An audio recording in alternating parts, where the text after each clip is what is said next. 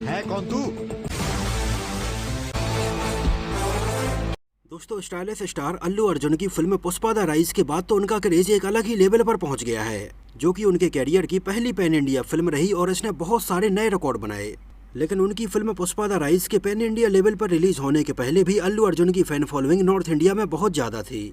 और उनकी film Pushpa the rise के पहले भी उनकी बहुत सारी फिल्मों ने यूट्यूब पर हिंदी डब वर्जन में व्यूज़ के बहुत सारे नए रिकॉर्ड बनाए, जिनमें डीजे, सराय नोडू, रेस गुर्रम और सन ऑफ सत्यमूर्ति जैसी बहुत सारी फिल्में शामिल हैं। जानू मेरी है, कोई हमें अलग नहीं कर सकता। इसे हाथ तो लगा कर दिखा, फिर चाहे तू हो या तेरा वो, तुम्हें तुम्हारे घर के अंदर घुस के मारूंगा। उसका अहंकार और मेरी जिद के बीच ये जंग का ऐलान है। अल्लू अर्जुन की इन हिंदी डब फिल्मों के व्यूज यूट्यूब पर 200, 300 और 400 मिलियन तक पहुंच गए थे, जो कि साफ साफ दिखाता है कि अल्लू अर्जुन को लोग कितना ज़्यादा पसंद करते हैं और उनका यहाँ पर कितना ज़्यादा क्रेज है।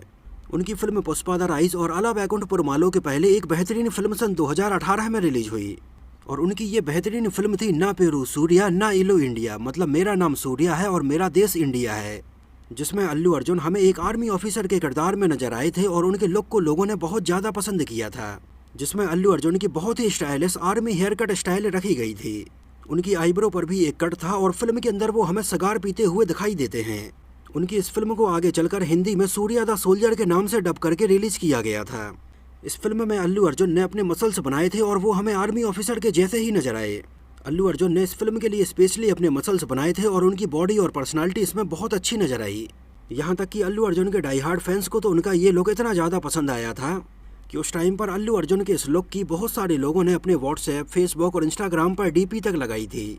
लेकिन शायद आपको एक बात जानकर बहुत ज़्यादा हैरानी होगी कि जहां इस फिल्म के हिंदी डब वर्जन को यहां पर बहुत ज़्यादा पसंद किया गया, लेकिन ये फिल्म उस टाइम पर तेलुगु बॉक्स ऑफिस पर एक फ्लॉप फिल्म साबित हुई थी। यहां तक कि बहुत सारे लोगों ने तो इसको डिजास्टर बोला था।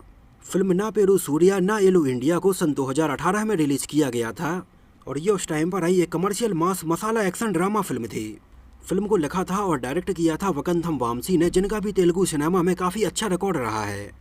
हालांकि बतौर राइटर तो वकंथम वामसी इसके पहले बहुत सारी बेहतरीन तेलुगु फिल्मों की कहानी लिख चुके थे, जिनमें केक ओ सरवली, यवडू, रेस गुर्रम, टेम्पर और केक2 जैसी बहुत सारी फिल्में शामिल हैं। जिन बेहतरीन फिल्मों की कहानी वकंथम वामसी ने लिखी थी, लेकिन बतौर डायरेक्टर ना पेरू सूर्या ना एलू इंडिया उनकी पहली फिल्म थी। और अपनी डेब्यू फिल्म को वकंथम वामसी ने बहुत ही स्टाइलिश तरीके से बनाया था। फिल्म को प्रोड्यूस किया था श्रीधर ने और म्यूजिक दिया था विशाल और शेखर की जोड़ी ने। फिल्म ना पेरू सूर्या ना एलू इंडिया का बजट रखा गया था लगभग 65 करोड़ रुपए और इसने टोटल अपने लाइफ टाइम में लगभग 100 करोड़ रुपए का कलेक्शन किया था। हालांकि उस टाइम पर अल्लू अर्जुन की पिछली सुपरहिट फिल्मों सन ऑफ सत्यमूर्ति, डीजे और सराय नोडू से जो इमेज बनी हुई थी और जितनी उम्मीदें उनकी इस फिल्म से की जा रही थी, उनकी ये फिल्म उन उम्मीदों पर खरी नहीं उतर पाई थी। हालांकि इसके रिलीज होने के पहले ही इसके सैटेलाइट राइट्स और डबिंग राइट्स ने काफ़ी अच्छी कमाई कर ली थी, जिसकी वजह से फिल्म के प्रोड्यूसर्स को उतना ज़्यादा लॉस नहीं हो पाया था। उनकी इस फिल्म को IMDb पर 6.7 आउट ऑफ 10 रेटिंग मिली हुई है। एक्चुअली डायरेक्टर वकंथम वामसी काफ़ी टाइम से बहुत सारी फिल्मों की कहानियां तो लिखते आ रहे थे और उनके द्वारा लिखी गई ये कहानी वाली फिल्में भी सुपरहिट रही थीं और वो काफ़ी टाइम से बतौर डायरेक्टर अपना डेब्यू करने के बारे में प्लान कर रहे थे। और सबसे पहले उनका बतौर डायरेक्टर डेब्यू करने का प्लान था जूनियर NTR के साथ में, जिनकी अशोक, ओ सरवली और टेम्पर जैसी फिल्मों की कहानी वकंथम वामसी ने ही लिखी थी। इस वजह से उस टाइम पर ये दोनों काफ़ी अच्छे दोस्त भी बन गए थे और दोनों ने मिलकर एक फिल्म बनाने के बारे में प्लान किया। उस टाइम पर वकंथम वामसी ने जूनियर NTR को एक फिल्म की कहानी सुनाई, लेकिन ये जूनियर NTR को उतनी ज़्यादा पसंद नहीं आई। इस कहानी के बारे में जूनियर NTR का ये कहना था कि इसमें कहानी से ज़्यादा उन्होंने जूनियर NTR की इमेज के ऊपर ही फोकस किया है। इस वजह से उस टाइम पर इन दोनों की इस स्क्रिप्ट के ऊपर आपसी सहमति नहीं बन पाई और ये फिल्म शुरू होने के पहले ही बंद हो गई। हालांकि उस टाइम पर मीडिया में कई आर्टिकल इस बारे में छापे गए कि जूनियर NTR उनके साथ काम करना नहीं चाहते हैं। हालांकि उस टाइम पर जूनियर NTR और वकंथम वामसी की तरफ से दोनों को लेकर कोई भी आर्गूमेंट वाले बयान सामने नहीं आए थे। हालांकि आगे चलकर इसके 2-3 साल बाद वकंथम वामसी ने एक और कहानी लिखी और ये कहानी थी ना पेरू सूर्या ना एलू इंडिया की, जो कहानी उन्होंने फिल्म के प्रोड्यूसर को सुनाई और ये उन्हें बहुत ज़्यादा पसंद आई और वो तुरंत इस फिल्म के ऊपर पैसा लगाने के लिए तैयार हो गए और इसमें बतौर लीड एक्टर उन्होंने अल्लू अर्जुन को अप्रोच किया। एक्चुअली उस टाइम पर अल्लू अर्जुन इतने बड़े सुपरस्टार थे और वकंथम वामसी इस फिल्म से बतौर डायरेक्टर अपना डेब्यू करने वाले थे। इस वजह से उन्हें लग रहा था कि पता नहीं अल्लू अर्जुन को फिल्म की ये कहानी पसंद आएगी या नहीं, या वो इसमें काम करने के लिए तैयार होंगे या नहीं। लेकिन अल्लू अर्जुन ने फिल्म की कहानी सुनने के पहले ही उनको बोल दिया था कि अगर ये किरदार बन्नी की पर्सनालिटी को मैच करेगा तो वो इसमें ज़रूर काम करेंगे। हालांकि उस टाइम पर अल्लू अर्जुन ने फिल्म की पूरी स्क्रिप्ट नहीं सुनी। उन्होंने फिल्म के मेन पॉइंट और फिल्म की थीम बस सुनी, जिसमें अपने देश की सेवा करने वाले एक सोल्जर की कहानी थी। लेकिन प्रॉब्लम ये थी कि उसको गुस्सा बहुत ज़्यादा आता है। ये सोल्जर अपने देश को बहुत ज़्यादा प्यार करता है और बॉर्डर पर जाकर इसकी रक्षा करना चाहता है, लेकिन उसके इस सपने में उसका गुस्सा हर बार सामने आता है और बहुत सारी प्रॉब्लम्स हो जाती हैं। अल्लू अर्जुन ने उस टाइम पर मात्र 15 से 20 मिनट ही फिल्म की कहानी सुनी और इसके लिए तुरंत हाँ बोल दिया। और सन 2017 में आई उनकी फिल्म डीजे के बाद वो पूरी तरह से ना पेरू सूर्या ना एलू इंडिया की तैयारी में जुट गए। इस फिल्म की शूटिंग स्टार्ट करने के पहले अल्लू अर्जुन ने कई महीनों तक स्ट्रिक्ट डाइट फॉलो की, अपने अंदर पूरा आर्मी का डिसिप्लिन लाए, वेट गेन किया और अपनी पूरी पर्सनालिटी ऐसी बनाई। फिल्म में इस लुक को और इस पर्सनालिटी को लाने के लिए अल्लू अर्जुन ने अमेरिका जाकर इसके लिए ट्रेनिंग भी ली थी। और जब अल्लू अर्जुन की ये पर्सनालिटी तैयार हो गई तब उनके ऊपर ये आर्मी वाली हेयर स्टाइल रखी गई। और जब अल्लू अर्जुन की इतनी बेहतरीन पर्सनालिटी के ऊपर ये हेयर स्टाइल रखी गई तो ये लोगों को बहुत ज़्यादा पसंद आई और अल्लू अर्जुन की ये हेयर स्टाइल तुरंत फाइनल कर दी गई। हालांकि पहले अल्लू अर्जुन के लुक में उनकी आईब्रो के ऊपर कोई भी कट नहीं रखा गया था, लेकिन बाद में खुद अल्लू अर्जुन ने ही इसके लिए सजेस्ट किया था और अपनी आईब्रो पर यह कट लगवाया था, जिसकी वजह से उनकी ये हेयर स्टाइल और उनका ये लुक देखने में और भी अच्छा लगने लगा था। अल्लू अर्जुन ने उस टाइम पर फिल्म की शूटिंग के लिए पूरे के पूरे 100 दिन दिए थे और इन 100 दिनों में अल्लू अर्जुन ने इस किरदार को केवल परफॉर्म नहीं किया था, इस किरदार को एकदम दिल से जिया था। फिल्म के अंदर अल्लू अर्जुन के फाइट सीक्वेंस बहुत ही बेहतरीन रखे गए थे, जिनमें चाहे फिल्म का पहला ही एक्शन सीक्वेंस हो जहां पर एक पुलिस स्टेशन के अंदर फाइट होती है, या फिर फिल्म के बीच में दिखाया गया फाइट सीक्वेंस हो, या फिर फिल्म के क्लाइमैक्स वाला फाइट सीक्वेंस हो, अल्लू अर्जुन ने बहुत ही इंटेंस तरीके से इन सारे एक्शन सीक्वेंस को शूट किया था। फिल्म के एक्शन सीक्वेंस के अलावा अल्लू अर्जुन ने इसके डांस स्टेप्स के ऊपर भी काफ़ी मेहनत की थी, जहां पर फिल्म के एक गाने में अल्लू अर्जुन हमें एक कैप लेकर डांस करते हुए नजर आते हैं। हालांकि ये बात वैसे तो सबको पता है कि अल्लू अर्जुन एक बेहतरीन डांसर हैं, लेकिन इस गाने में अल्लू अर्जुन ने अपने डांस को एक स्टेप और आगे बढ़ाया और कैप के साथ जो डांस किया वो वाकई में काबिले तारीफ था।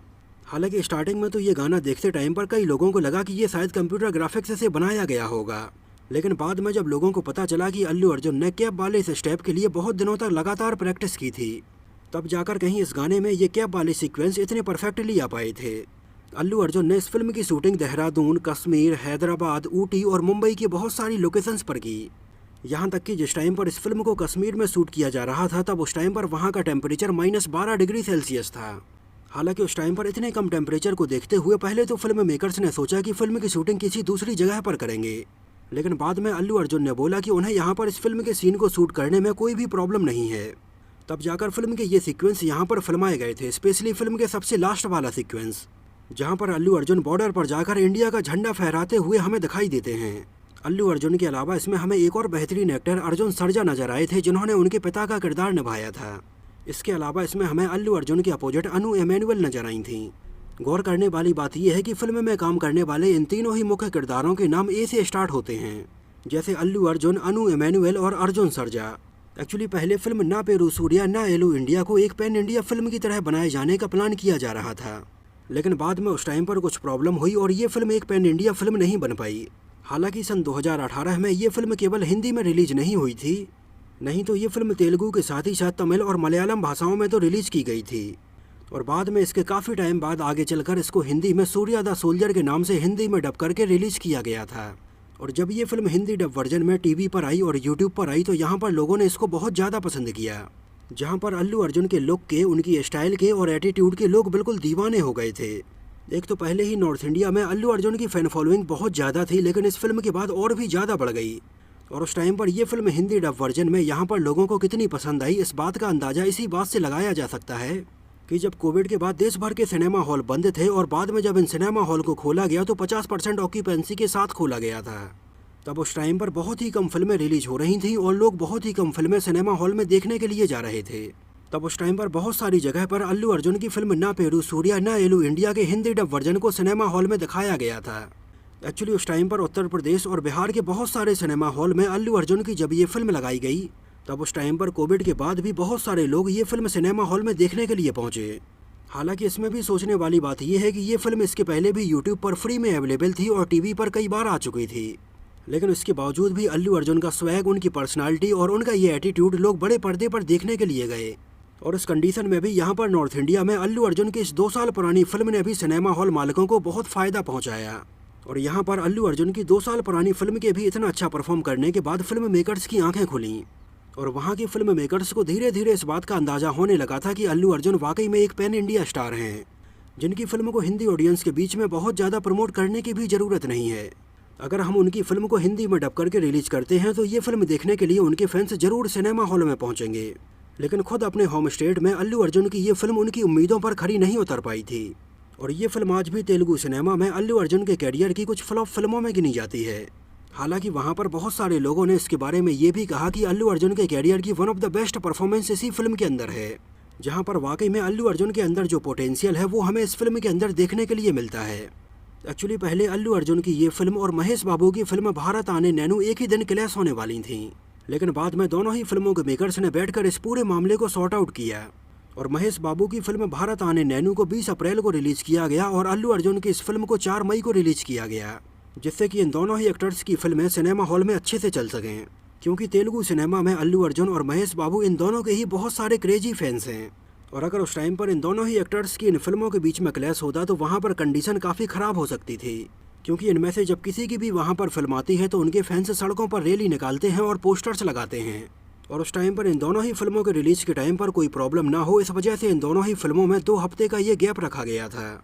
और अल्लू अर्जुन के कैरियर की ये ऐसी पहली फिल्म रही जिसमें अल्लू अर्जुन हमें आर्मी ऑफिसर के किरदार में नजर आए थे। फिल्म के हिंदी वर्जन में अल्लू अर्जुन को संगीत महात्रे सर ने आवाज़ दी थी, जिन्होंने अल्लू अर्जुन की बहुत सारी फिल्मों के लिए आवाज़ दी है और यहाँ पर नॉर्थ इंडिया में अल्लू अर्जुन की आवाज़ वही बने हुए हैं। हालांकि ये अलग बात है कि अल्लू अर्जुन की pan India film Pushpa the rise में श्रेयस तलपड़े ने अपनी आवाज़ दी थी, जिनकी आवाज़ को भी लोगों ने हिंदी डब वर्जन में बहुत ज़्यादा पसंद किया है। फिल्म ना पेरू सूर्या ना एलू इंडिया के बारे में आपका क्या कहना है और फिल्म का कौन सा सीन आपको सबसे ज़्यादा पसंद आया, हमें कमेंट में ज़रूर बताइए। और अल्लू अर्जुन की आपने अभी तक जितनी भी फिल्में देखी हैं उनका सबसे अच्छा लुक आपको कौन सी फिल्म के अंदर लगा, हमें कमेंट में ज़रूर बताना। तो इस वीडियो में इतना ही। अगर ये वीडियो आपको पसंद आया हो, मेरी मेहनत आपको पसंद आई हो, तो इसको प्लीज़ लाइक करके मुझे इस बात का जवाब ज़रूर दीजिए। तो मिलते हैं किसी नए वीडियो में किसी नई मूवी से जुड़े हुए बहुत सारे अननोन फैक्ट्स और ऐसी ही रोचक बातों के साथ।